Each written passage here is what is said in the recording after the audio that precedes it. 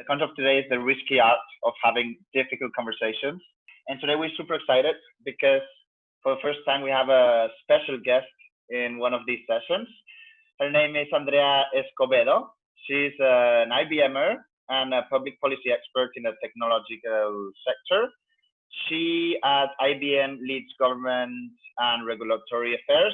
So we thought it was a very good candidate to help us with how to have these difficult conversations, because I am guessing she had lots of them in her professional life.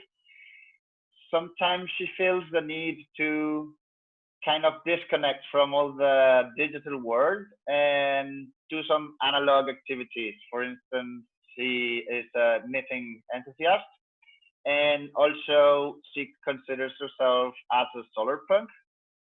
Basically, in science fiction, that means an optimistic point of view of the future. So, hello, Andrea. Thank you for the introduction. I'm really excited to be here with you today. Hello, everybody. Good morning, good afternoon, good evening.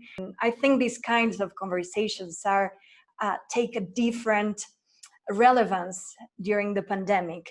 The things that we want to change when we build a new normality. This is not going to be a difficult conversation. I really hope that this is like an easy one, but that we explore different skills and different ideas that we can use to build a better reality. Thank you for inviting me. Before starting, and as Yannick said, and as you probably know, we want to build a safe space for all of us where we can be ourselves, where we can be vulnerable, and where we can be grown. Especially in these crazy and unfair times, we need real connections. So that includes Andrea, that includes Yannick, that includes everyone, and me. So with that said, cheers, and let's rock and roll. I guess that many of us were raised, and at least one heard in certain point of our lives this phrase, right? If you have nothing good to say, don't say it at all, because it's rude, it's impolite, it's unnecessary. And well, we want to discuss today and exchange points of view about the value of these difficult conversations, and see how it's actually not rude, it's necessary and quite useful. And normally it's someone doing you a favor, right? So with this context that we grow up with aversion to conflict and to contrast ideas, and that suddenly we need to start making decisions in groups. With those two concepts, we have the perfect breeding ground to fall in a trap that is assuming consensus as thinking equally rather than thinking together. That's the nature of the very word, right? So there's a say that when everybody's thinking alike, probably it's somebody is not thinking, right? So we want to ask you, Andrea, what's your take on this? What's your experience managing and being part of groups that where exist contrast and exist different opinions? How you have handled consensus? I'm gonna stop sharing my screen so we can see each other. Well, I have the privilege to work in a global team, and I think that there are cultural differences that make us more or less averse to dissent. But it doesn't matter if we work in a global team or if we work with a very regional team, even with our families. Thanks to internet, we can find like-minded individuals that are very distant in the physical sphere. And social media algorithms are designed to create very cozy bubbles. The problem is that we get used to consensus, and consensus kills curiosity. I really think that this hinders our ability to participate in the public arena and also limits the richness of our private lives. When we face dissent, from my experience, we can react and close like a clam, or we can embrace it and embrace it in a very curious way. The chances are that we may learn something new about the other and about ourselves. So I really recommend debubbling. In the tech industry, this idea that consensus is a given instead of consensus as being something that you have to build is also a very dangerous thing.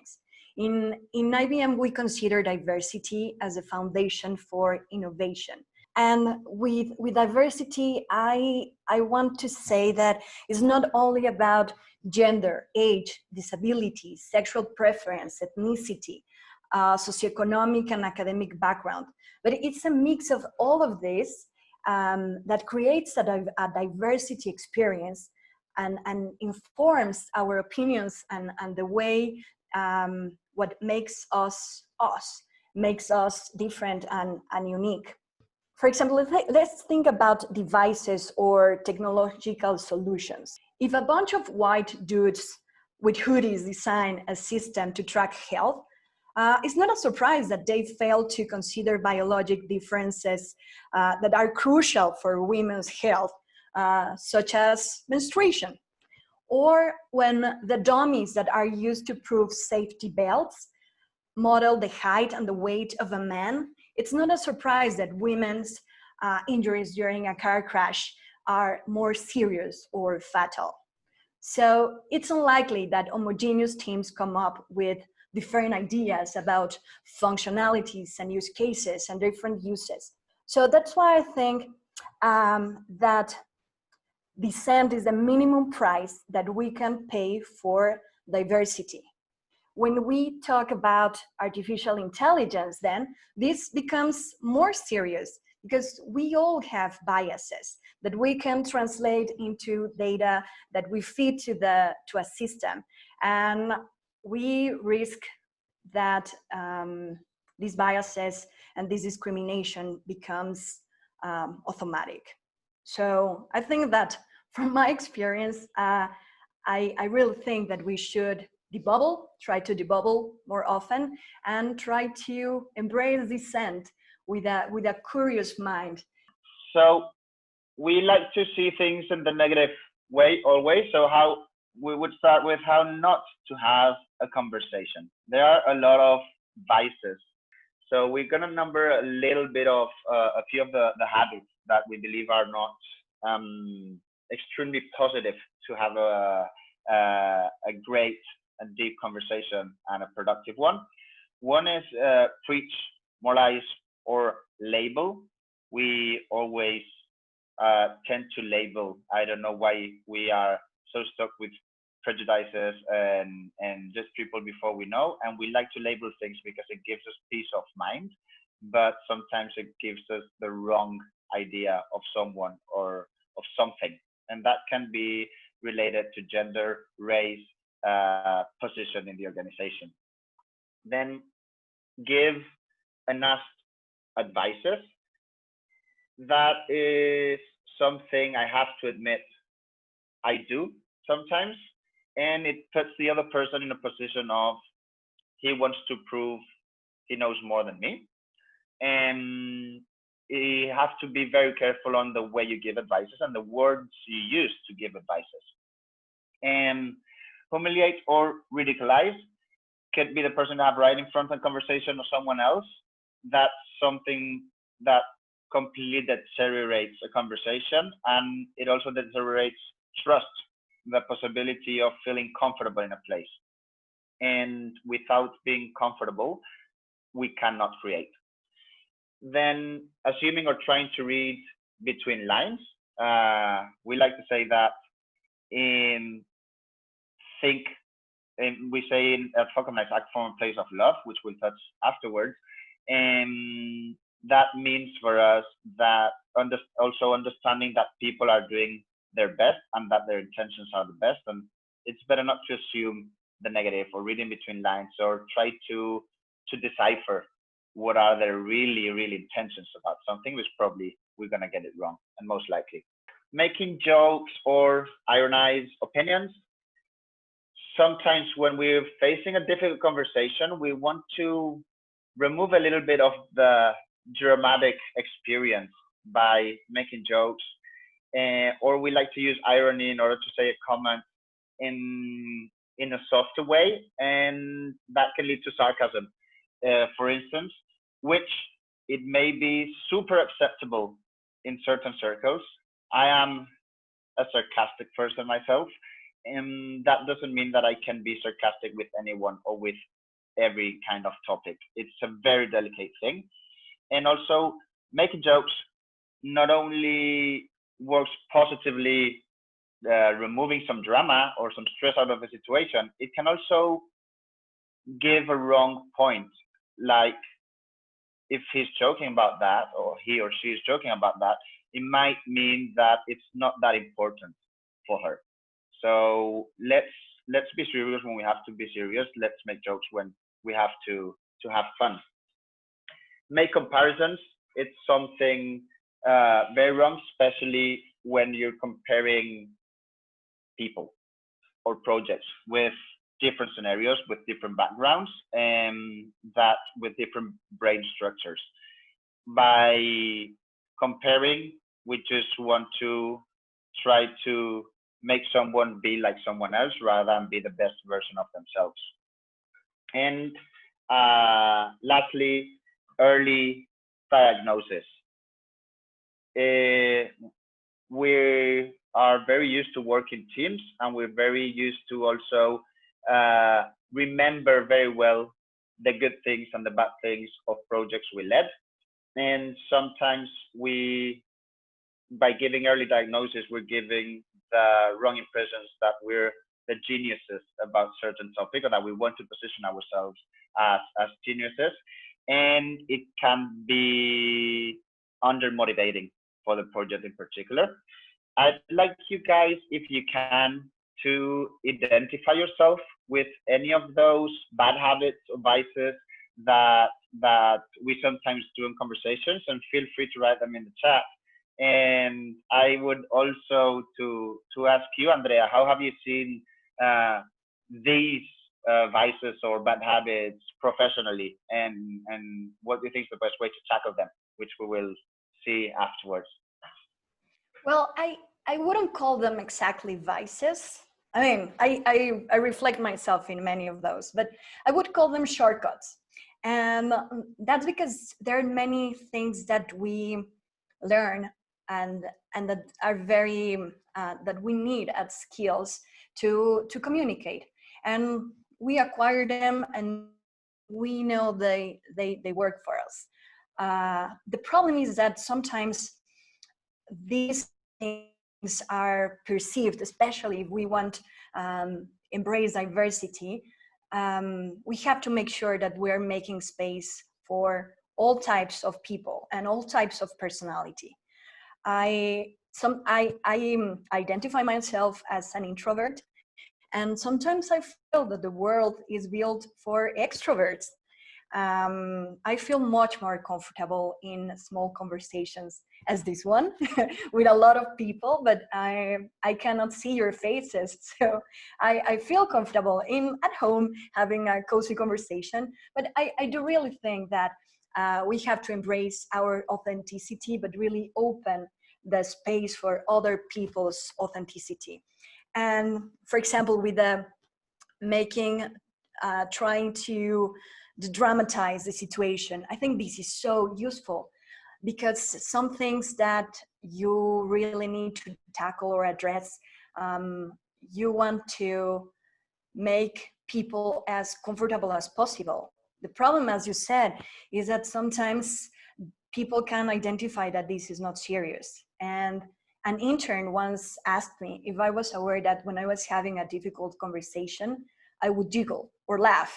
And I do that a lot. I'm doing it now, because sometimes that could be a way to diffuse tension and to don't sound harsh. And this is important for women, especially in the workplace. But it also may harm your ability to communicate effectively and to make that some point is really serious for you and that it needs to be taken seriously. And I could name other kind of shortcuts or vices. I really think that mansplaining is one of them, and interruptions is of course one of them. And I was talking with a group of women, and our coach was saying that women tend to talk very fast, and I thought that maybe we talk fast because we don't want to be interrupted, and then we try to have a train of conversation really fast to avoid people jumping in. But I think that this is something that when you make explicit, when you recognize which are your shortcuts to communicate, you can really analyze and think which of those are working for you in which situations. And it requires a lot of mental energy. But during this pandemic, we have been investing a lot of energy to rethink our rituals, the way we communicate, how we lead, how we create communities. So let's take advantage of this time to really think about those things that we recognize are working for us, and analyze when this is not letting us shine or transmit a point that we really think it's important. Exactly. Yeah. We're big fans of empathy, and there here a few points we'd like to show as well on how to survive to those difficult conversations. One is stating facts, and then another important thing, which we don't have to confuse with stating facts, is announcing personal opinions as if they were factual information. You may disagree with something. That doesn't mean that you are completely wrong. And that is, as Eric said, is the words you choose to explain something or to happily disagree with someone. And I have to say that it's sometimes very difficult to change those words in moments of stress. So it's good to have in mind that we are not the dictionary or the encyclopedia, and we might give the wrong impression to someone, and that would increase them. It would decrease the openness of that person, and we would have a counterproductive situation.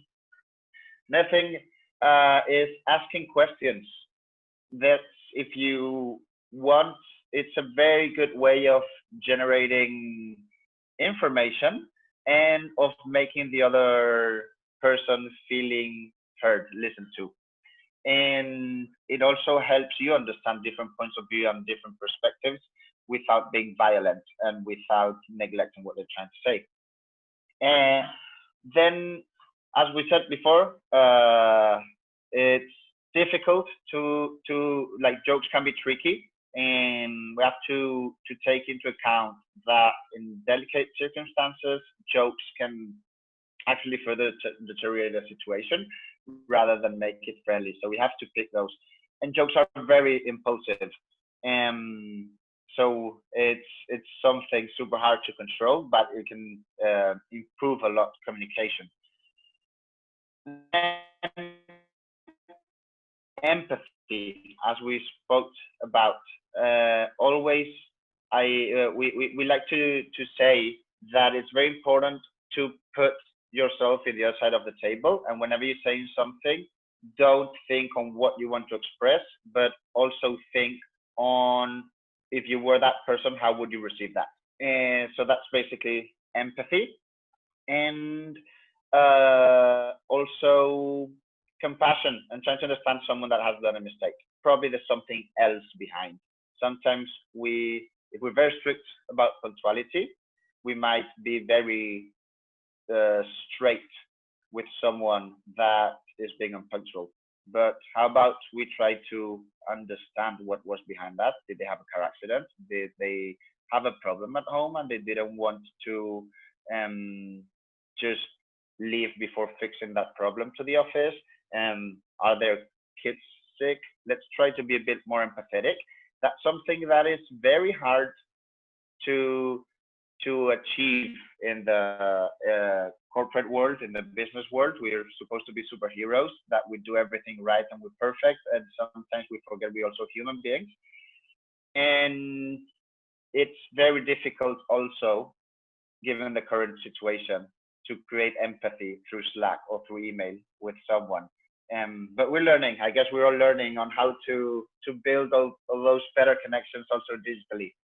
And then, as I said before, believing people are doing their best.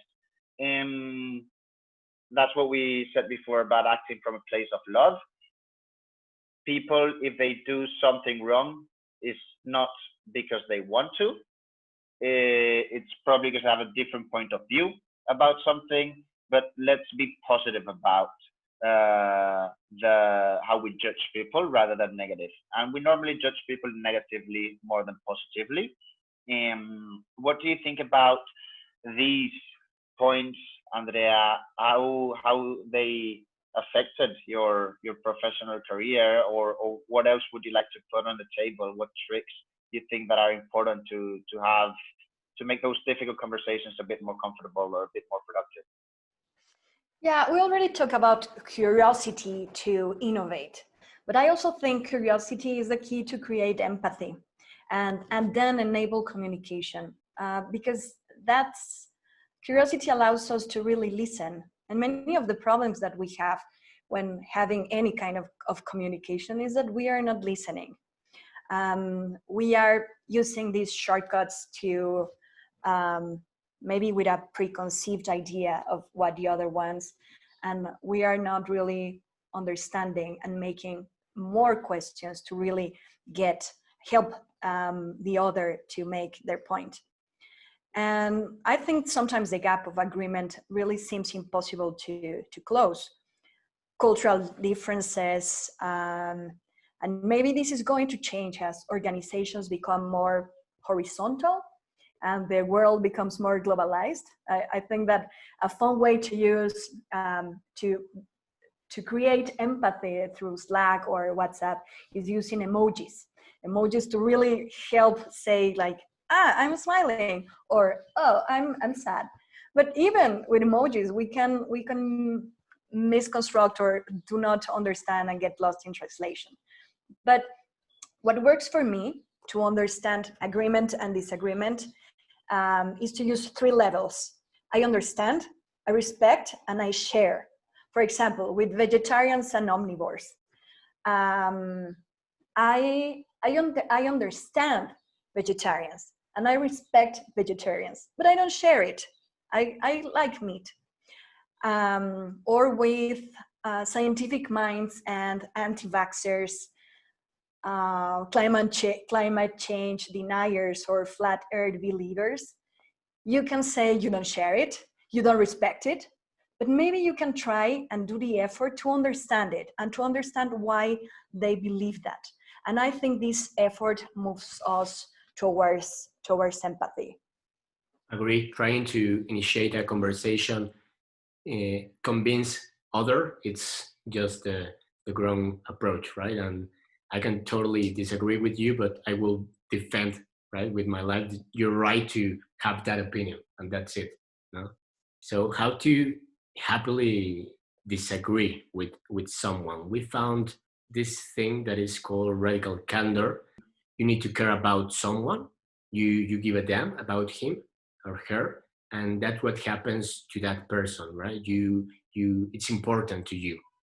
And on the second, you are able to challenge that person because you want the best for her, him. And that will normally come with improvements, change, and growth. So you are willing to piss that people off to make him grow. With that concept in mind, for me personally, helped me a lot to accept in a better way feedback, because you are visualizing like it's something that is gonna help me through. So it changed totally the perspective on the other side when you assimilate those concepts, right? If you care someone and if you want to challenge that person, that's it. You need to say that thing that is going to make that person a little bit better, and that's called radical candor.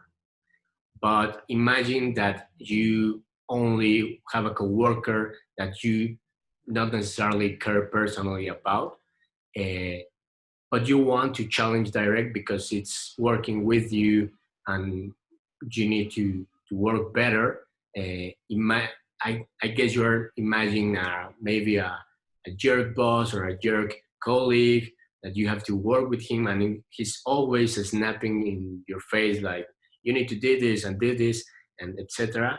That's called obnoxious aggressive, and that's better than not saying nothing, not saying anything, right?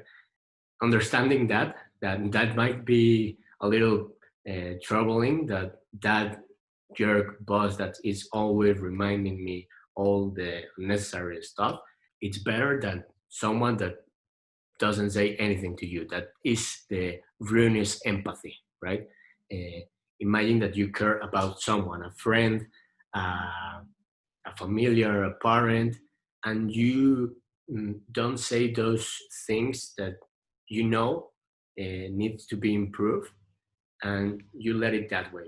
That's, I think, where most of us live, in this ruinous empathy, and thinking that that's better than not saying not anything, right? That the obnoxious aggressive, if you now put me to choose, maybe I will choose ruinous empathy, but that's more a passive aggressive thing to do in the long term to the person.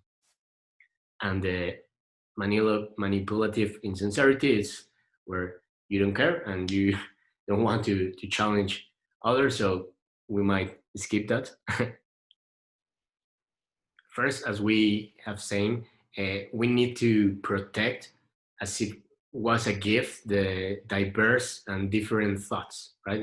If in a meeting we someone dares to challenge someone and to think different, we need to almost embrace it, right? Like if because that will be set up the behaviors and the unwritten rules to build trust in other ones, to diverse, to be willing to challenge others.